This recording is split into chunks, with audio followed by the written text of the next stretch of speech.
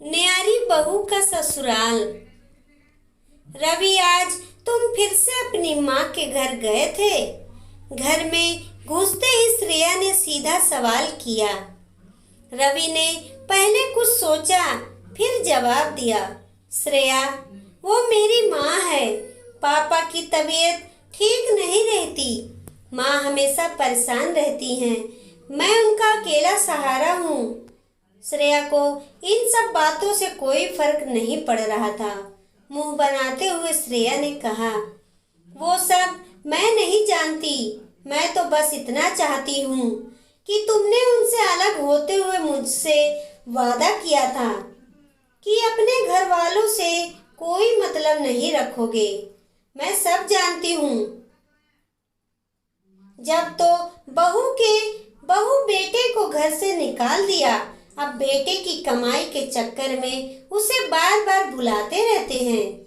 रवि को बहुत गुस्सा आ रहा था, लेकिन घर में क्लेश ना हो इसीलिए उसने खुद को संभालते हुए कहा, देखो श्रेया, पैसों के लिए मेरे पापा की पेंशन ही काफी है। और रही बात वहां जाने की, तो मेरे सिवा उनका है ही कौन। पापा की बीमारी को देखते हुए मेरा फर्ज है कि मैं उनका ध्यान रखूं। बेटा होने के नाते मेरा भी तो कुछ फर्ज है। रवि श्रेया को बहुत देर तक समझाता रहा, लेकिन श्रेया नहीं मानी और उसने रवि से कसम ली कि वह बिना उससे पूछे कभी अपने माँ बाप से मिलने नहीं जाएगा। रवि श्रेया का स्वभाव जानता था। अगर उसके मन का काम ना करो तो वह बहुत ज्यादा गुस्सा हो जाती है और डिप्रेशन में चली जाती है, जहाँ तक कि आत्महत्या भी करने का विचार करने लगती है। रवि ने उसकी ये शर्त भी मान ली, लेकिन उसका मन हमेशा अपने माता पिता के लिए तरसता रहता है। उसे आज भी याद है कैसे पापा ने अपना पेट काट कर उसे पढ़ाया लिखाया, रवि की हर इच्छा पूरी की, जहाँ तक कि रिश्तेदारों के दबाव में न आकर रवि को अपनी पसंद की लड़की से शादी करने की इजाज़त दी। लेकिन शादी के 2 महीने बाद भी श्रेया ने लड़ाई झगड़ा कर उनसे अलग होने का फैसला किया। रवि के पिता जगन्नाथ जी ने एक दिन रवि से बात की, बेटा, अगर बहू हम लोगों के साथ खुश नहीं है तो तू अलग हो जा, हमारी चिंता मत कर। यह सुनकर रवि ने कहा, पापा, अब जब मुझे आपका ध्यान रखना चाहिए, आप चाहते हैं आपको बेसहारा छोड़ दूं, यह मुझसे नहीं होगा। रवि की माँ शांति जी ने कहा, बेटा सही तो कह रहा है, यह बहू को समझाएगा तो वह भी धीरे धीरे मान जाएगी। आपकी तबीयत ठीक नहीं रहती। जगन्नाथ जी ने शांति को चुप कराते हुए कहा, कैसी बात करती हो तुम, वह नए जमाने की मॉडर्न लड़की है। आजकल हर किसी को प्राइवेसी चाहिए होती है। जाने दे इनको। बेटा रवि, तुम बहू को लेकर जहाँ जहाँ वहाँ वह जाना चाहे चले जाओ, हमारी चिंता मत करो। रवि अकेला टेरेस पर खड़े होकर यही सब सोच रहा था। तभी फोन की घंटी बजी। दूसरी तरफ माँ थी। उनकी आवाज़ लड़खड़ा रही थी, बेटा रवि, ना जाने तेरे पिता को क्या हो गया है। मैं इन्हें हॉस्पिटल ले जा रही हूँ, तू जल्दी से आ जा। रवि ने कहा, माँ तुम चिंता मत करो, मैं अभी पहुँचता हूँ। यह कहकर रवि जल्दी से नीचे आया और जूते पहनने लगा। श्रेया ने देखा रवि कहीं जाने की तैयारी कर रहा है। रवि, तुम कहाँ जा रहे हो? इतनी रात को और भी फोन किसका आया था? रवि की आंखों से आंसू बस छलकने ही वाले थे। उसने कहा, श्रेया, पापा की तबीयत बहुत खराब है, मुझे जाना होगा। माँ उन्हें लेकर अस्पताल गई है। श्रेया गुस्से से बोली, रवि, मैंने तुम्हें कहा था कि तुम उनसे मिलने नहीं जाओगे। ठीक है, तुम जाओ, लेकिन जब वापस आओगे तो अपनी बीवी को जिंदा नहीं पाओगे। रवि उसके आगे गिड़गिड़ाते हुए बोला,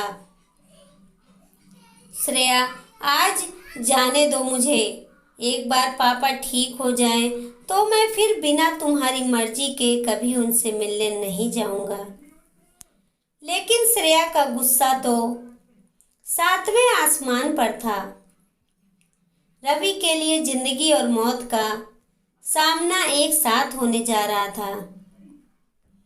एक तरफ उसका फर्ज उसे बुला रहा था, दूसरी तरफ उसका प्यार उसे फर्ज निभाने से रोकने के लिए मरने को तैयार था। श्रेया, तुम्हें मरना है तो मर जाओ, मैं अपने पापा को इस हाल में नहीं छोड़ सकता।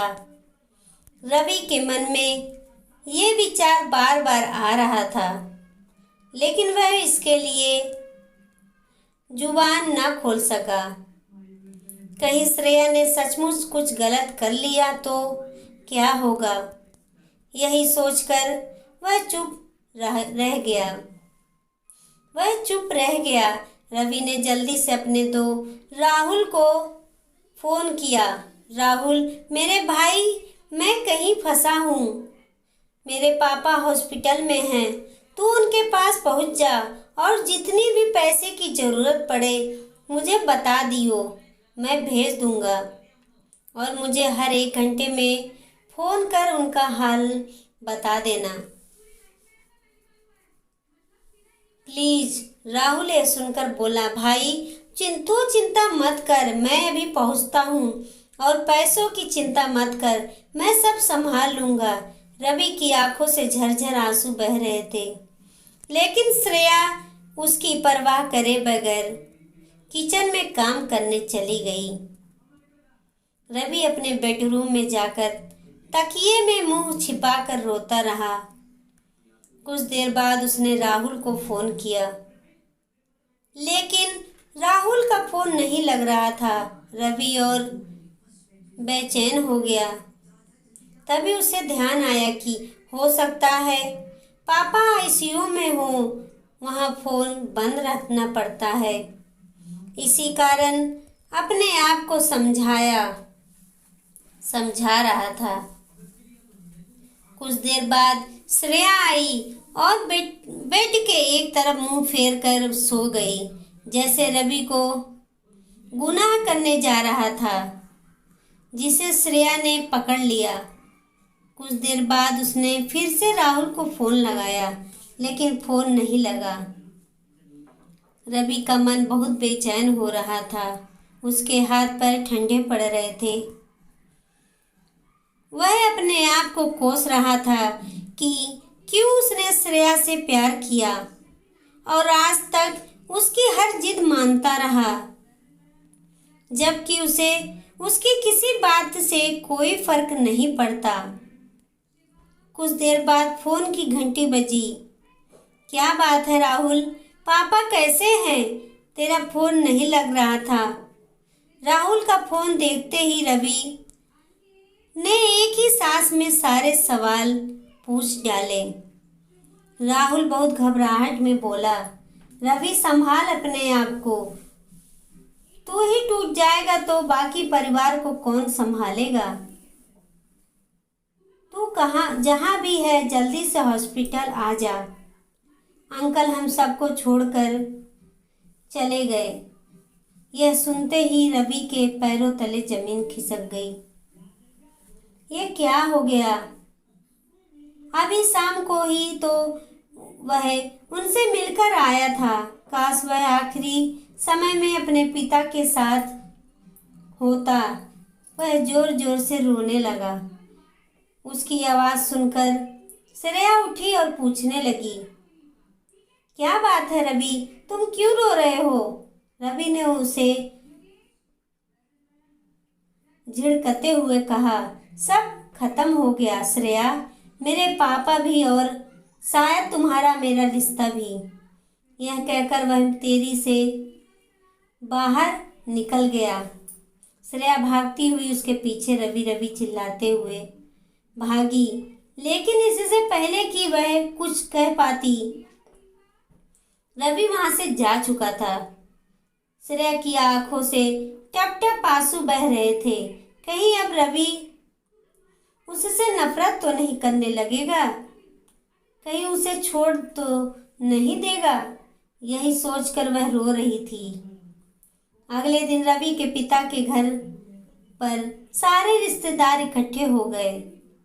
रवि एक तरफ कोने में गुमसुम बैठा था। तभी वहां श्रेया आई। उसने रवि को देखा, लेकिन रवि को तो जैसे होश ही नहीं था। फिर वह अपनी सास से मिलकर रोने लगी।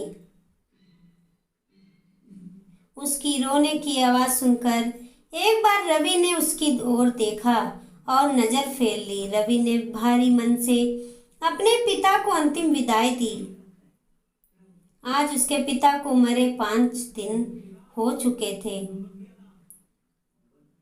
इन 5 दिनों से श्रेया भी वहीं रह रही थी, लेकिन रवि ने एक बार भी श्रेया से बात नहीं की। यह बात शांति जी अच्छे से नोटिस कर रही थी। जगन्नाथ जी की 13वीं के अगले दिन शांति जी ने रवि और श्रेया को एक कमरे में बुलाया। रवि श्रेया को देखकर उठकर जाने लगा। बेटा, मेरी बात सुनो, मैंने ही बात करने के लिए बहू को बुलाया है, लेकिन मुझे कोई बात नहीं करनी माँ। पापा की बात मानकर मैं अलग हो गया, लेकिन अब मैं आपके साथ रहूंगा।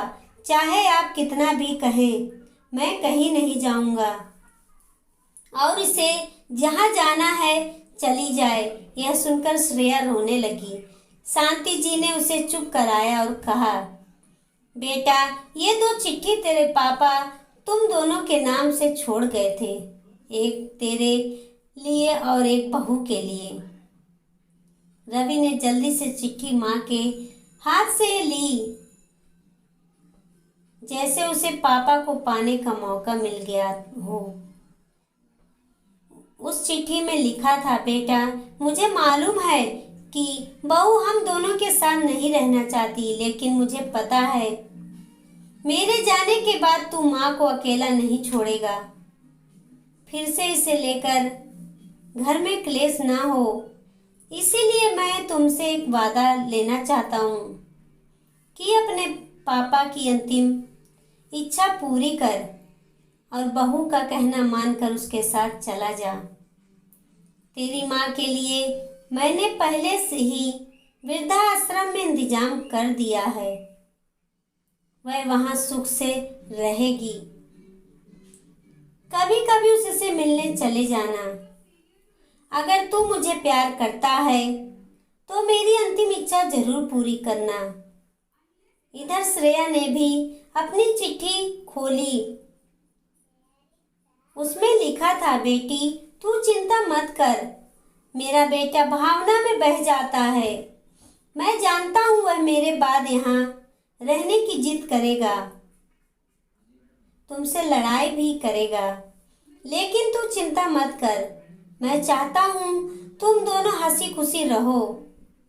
मेरी चिट्ठी पढ़ने के बाद वह मेरे साथ चलने के लिए राजी हो जाएगा। मेरा आशीर्वाद है, मेरा आशीर्वाद हमेशा तुम दोनों के साथ रहेगा। चिट्ठी पढ़ती श्रेया रवि के पैरों में गिर गई। रवि, मुझे माफ कर दो। ससुर जी जैसे देवता को मैंने उनके बेटे से अलग किया। इसकी सजा मुझे मिलनी ही चाहिए। तुम मुझे तलाक दे दो। शांति जी ने श्रेया को उठाकर गले से लगा लिया। खबरदार बहू, जो फिर कभी ऐसी बातें कही। तुम्हारे ससुर जी का एक ही सपना था कि तुम दोनों सुख से रहो। आज वो तुम दोनों को देखकर कितने दुखी हो रहे होंगे। श्रेया शांति जी के पैरों में गिर पड़ी। माँ जी, अब मैं हमेशा आपके साथ रहूंगी। रवि भी रोकर माँ से लिपट गया।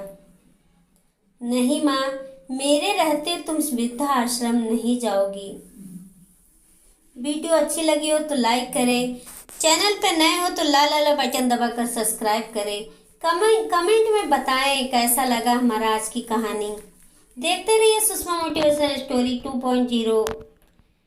वीडियो को लाइक करना, सब्सक्राइब करना मत भूलिएगा। धन्यवाद।